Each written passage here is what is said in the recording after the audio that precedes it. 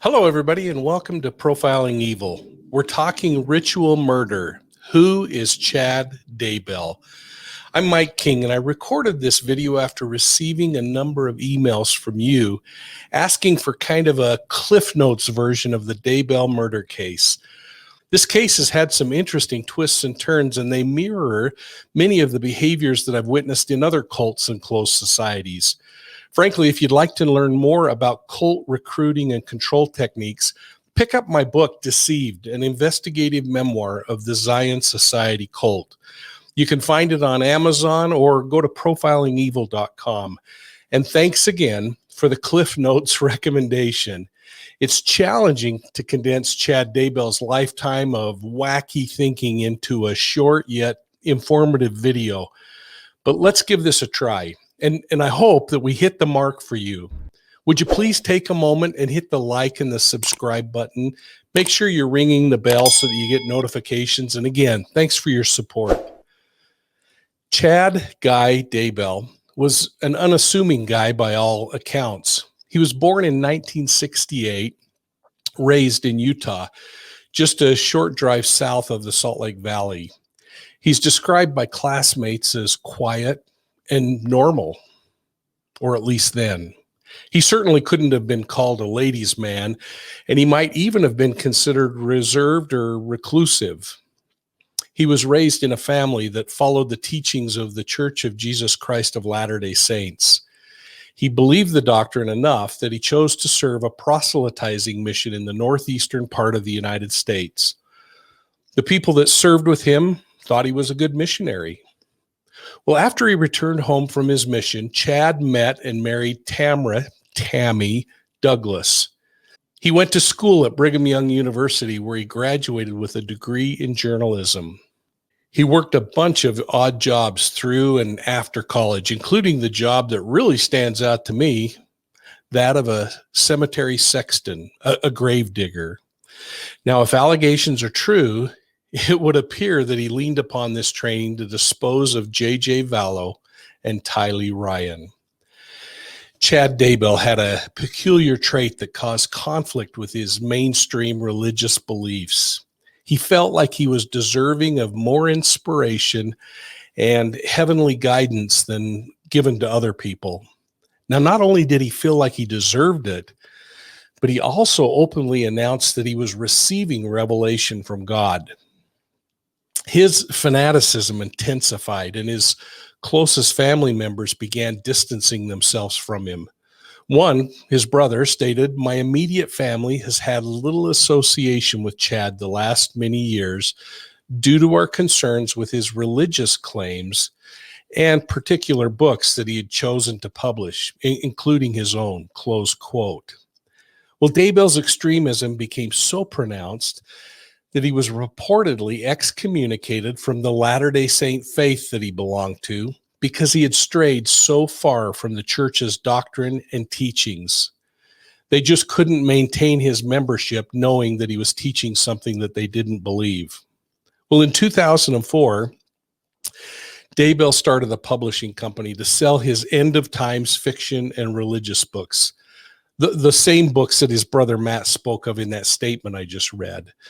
By 2015, he was hearing voices, and they told him to move to Idaho, Rexburg, and to begin sharing his doomsday beliefs with people of like minds. He became a popular lecturer through a group known as Preparing a People, and he had a podcast and lecture series called Warrior Up. They were filled with innuendos of his spiritual greatness. He was joined by others who thought and uttered the same messages, and apparently it was resonating with believers.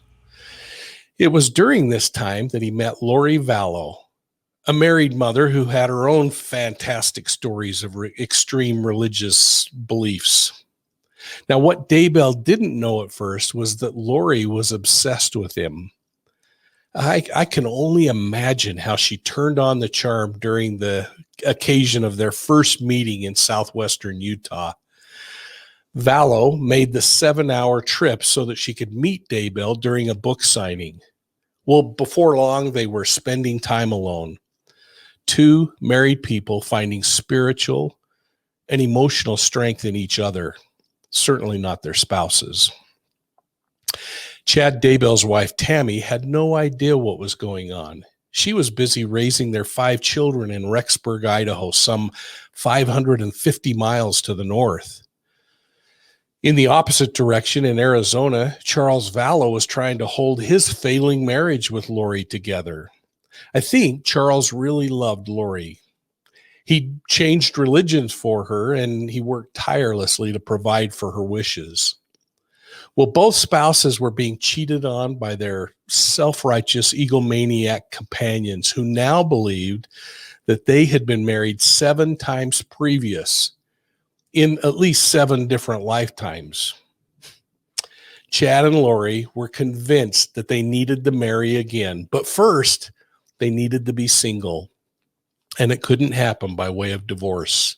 Now, I think that's because financially that would have been damaging. Anyway, it was then that Chad Daybell received a revelation that his wife Tammy would simply die so that he and Lori could be together.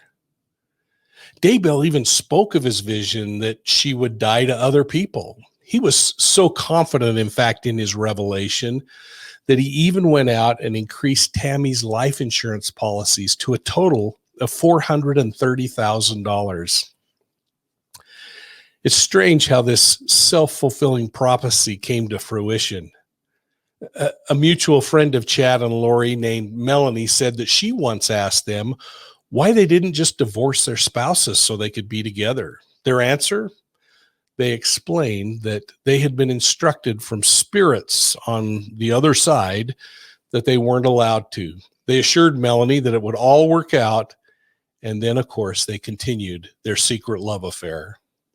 Well, unbeknownst to Chad's wife, Tammy, loved ones around Lori Vallow were dying and disappearing.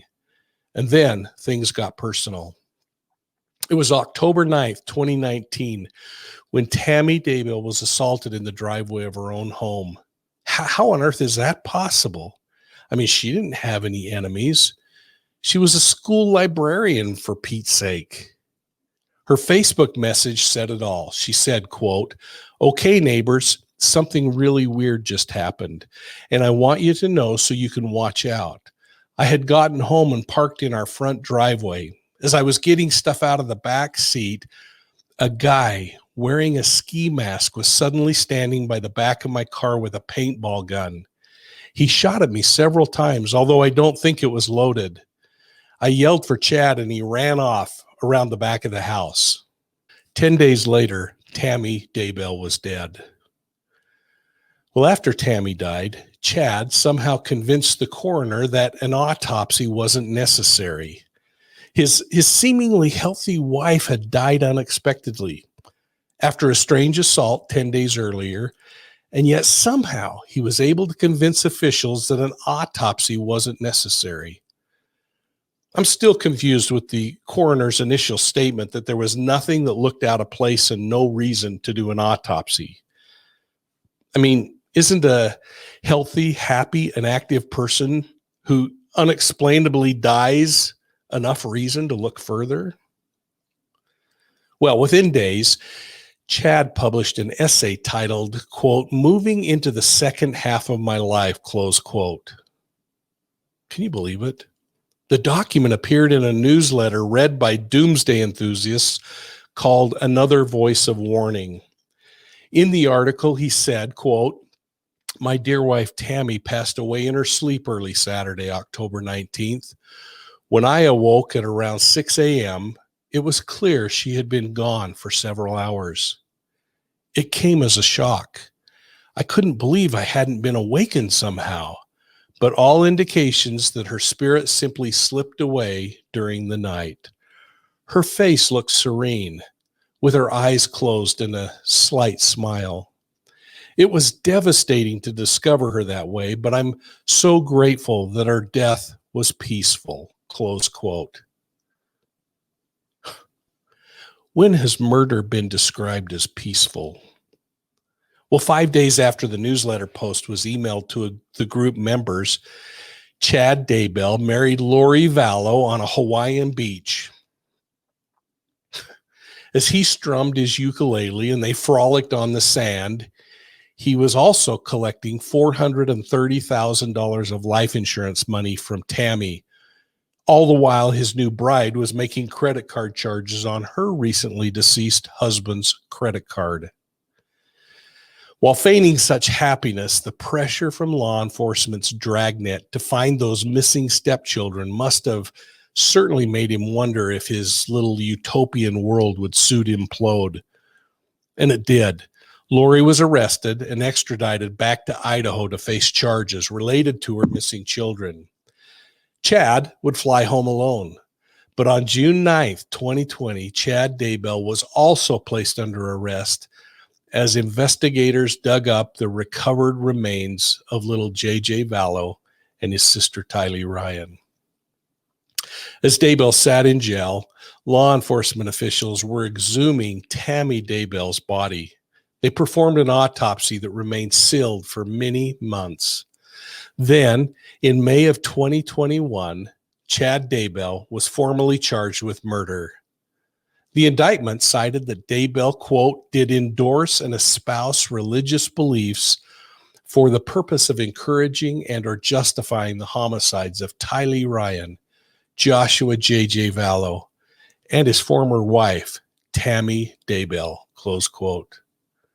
As Chad Daybell sits in an Idaho jail awaiting his murder trial, his new wife, Lori Vallow Daybell, enters a mental health hospital, with the state of Idaho hoping to restore her mental competency so that she too can be tried in the deaths of her children and her husband's former wife. Well, I hope this ritual murder, Who is Chad Daybell video helps you understand who Daybell is and what pathway he took that led toward this pending murder trial. Please like and subscribe this. Please. Profiling Evil really appreciate your help. Ring the bell, get the notifications, and please consider sharing this with your friends and your contacts. Now, I hope you'll watch for my new podcast on the Zion Society cult. It's coming out next month, and we are really excited about it. I think you're going to like it, and you're going to be impressed with the special effort the team has been putting into making it not only informative, but entertaining. Please check out the Daybell ritual murder timeline that we've created. You can find the link in the description below, or you can go to the Daybell story map at profilingevil.com. So here's the question I've got for you. Do you think Chad Daybell controlled Lori Vallow Daybell, or was it just the opposite? I'm really looking forward to reading your answers below. If you'd like to learn more about the Daybell ritual murder case, check out our YouTube Daybell playlist, and we'll see you soon at the next crime scene.